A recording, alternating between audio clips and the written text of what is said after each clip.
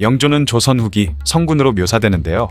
백성들을 아끼며 평생 동안 검소한 삶을 살았죠. 또한 52년간이나 되는 시간 동안 왕위에 있으면서 수많은 업적을 남기기도 한 대단한 인물이기도 했지만 그의 성격은 현대의학으로 미루어 보면 문제가 있는 것으로 알려져 있습니다. 오늘은 영조의 성격에 대해 이야기해볼까 하는데요. 그는 현대의학으로 볼 때 편집증적이고 강박적인 성격을 지니고 있는 걸로 추정된다고 하죠. 영조가 보인 증상으로 여겨지는 강박장애는 본인의 생각과 의지랑은 상관없이 어떤 생각이나 장면이 머릿속에 떠올라 심리적으로 불안해지고 그 불안을 없애기 위해 어떠한 행동을 반복하는 질환입니다. 또한 편집증은 남이 자신에게 아무런 피해도 주지 않았지만 항상 남이 자신에게 악의를 가지고 있다고 의심하는 증세인데요. 그 이유를 많은 사람들은 영조의 콤플렉스 때문에 그렇다고 하죠. 영조에게는 세 가지 큰 콤플렉스가 있었습니다. 그것은 천안무수리의 자식이라는 것과 형 경종을 독살하고 왕위에 오른 사람이라는 것, 그리고 노론이 만든 왕이라는 것이었죠. 영조의 어머니는 숙빈 최씨로 궁에서 허드렛 일을 도맡아 하던 천안무수리 출신이었습니다. 하지만 숙종의 눈에 들어 후궁이 되었고 그렇게 영조를 낳게 된 것이죠. 그런데 당시 숙종에게는 훗날 경종이 되는 세자가 있었고 그는 영조의 이복형이었습니다. 숙종은 희빈장 씨의 아들인 경종을 미워했는데요. 그를 세자 자리에서 밀어내고 연인군을 세자로 삼으려는 목적으로 경종을 폐세자하기 위한 트집을 잡기 위해 대리청정도 시키고 노론의 대신들과 독대를 하는 등 여러 가지 수를 썼습니다. 그렇지만 세자는 대리청정을 하면서 큰 공을 세우지는 않았지만 크게 실수를 한 것도 없어서 결국 숙종이 죽고 나서 다음 왕이 된 것이었죠. 그러나 경종은 몸이 너무 허약했었는데요.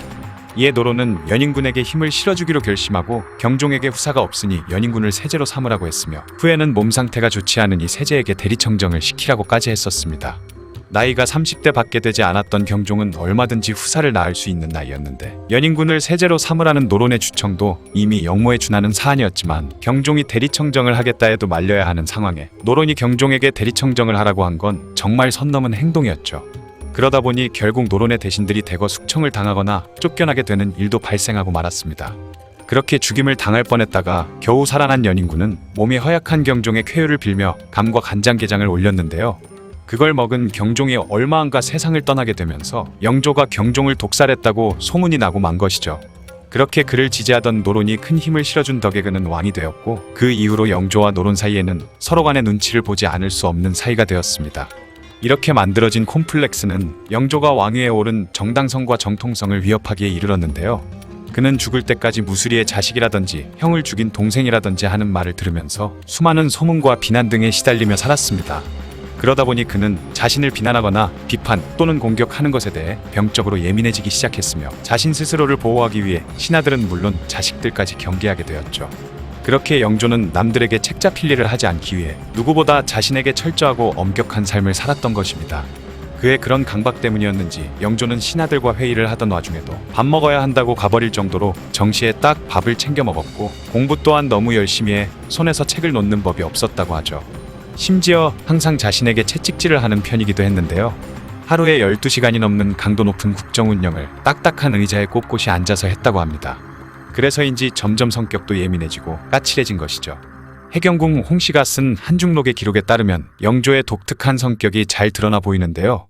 그는 죽을 사자와 돌아갈 귀자는 꺼려하여 잘 쓰지 않았고 신하들과 회의를 할 때 입었거나 정무를 볼 때 입었던 옷은 부정한 기운이 묻었다 하여 방에 들어갈 때 반드시 갈아입었을 정도였습니다. 또한 재수없는 말을 하거나 들었을 때는 꼭 입을 물로 헹구고 귀를 씻었으며 누군가를 불러 아무거나 물은 뒤 대답을 들었다고 하죠. 영조는 죄인을 신문한 날에는 아주 늦은 밤이라 할지라도 꼭 사도세자를 불러 사소한 질문을 하고 대답을 들은 뒤 귀를 씻고 나서 그 물을 자신이 싫어하던 옹주인 화여봉주의 처소 쪽으로 버리게 했다고 합니다. 그런 식으로 자신에게 있는 부정적인 요소를 어떻게 해서든 떨쳐내려 했고 심지어 싫어하는 자식들을 이용한 것으로 보이죠. 거기다가 좋은 일이 있을 때 지나는 문과 좋지 않은 일이 있을 때 지나는 문이 달랐을 정도였으며 좋아하는 사람과 싫어하는 사람이 같이 있는 것도 병적으로 싫어했다고 합니다. 사도세자와 화완옹주는 사이가 좋았다고 하는데요.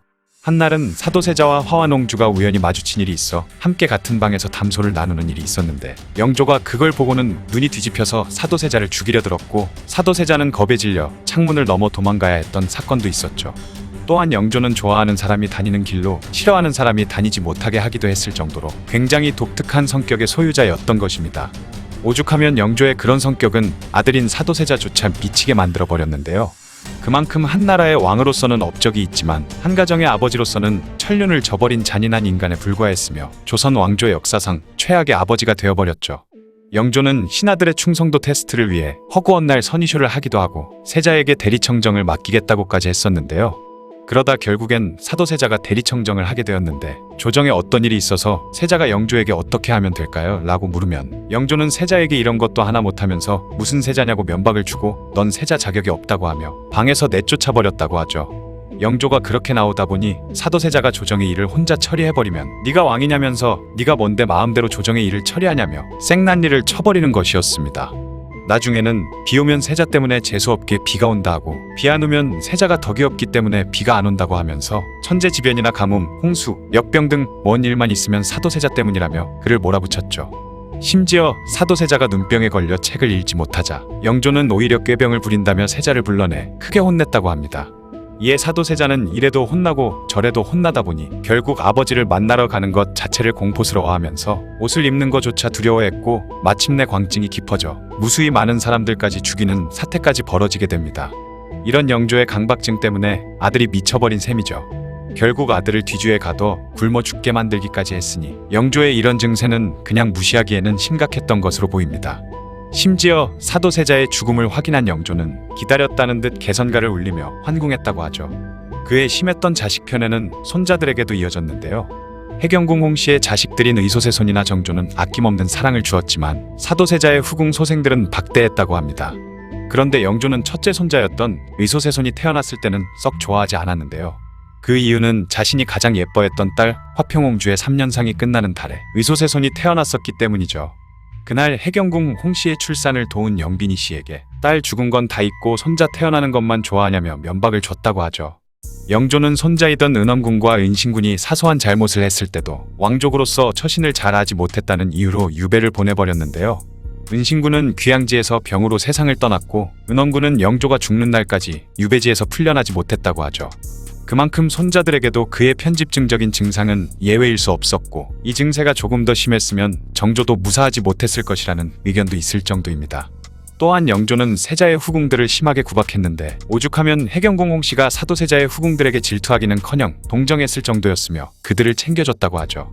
실제로 숙빈 임씨가 임신했을 때 사도세자는 아버지가 그 사실을 알 것이 두려워 임씨의 아이를 지우려고 하기까지 했다고 합니다.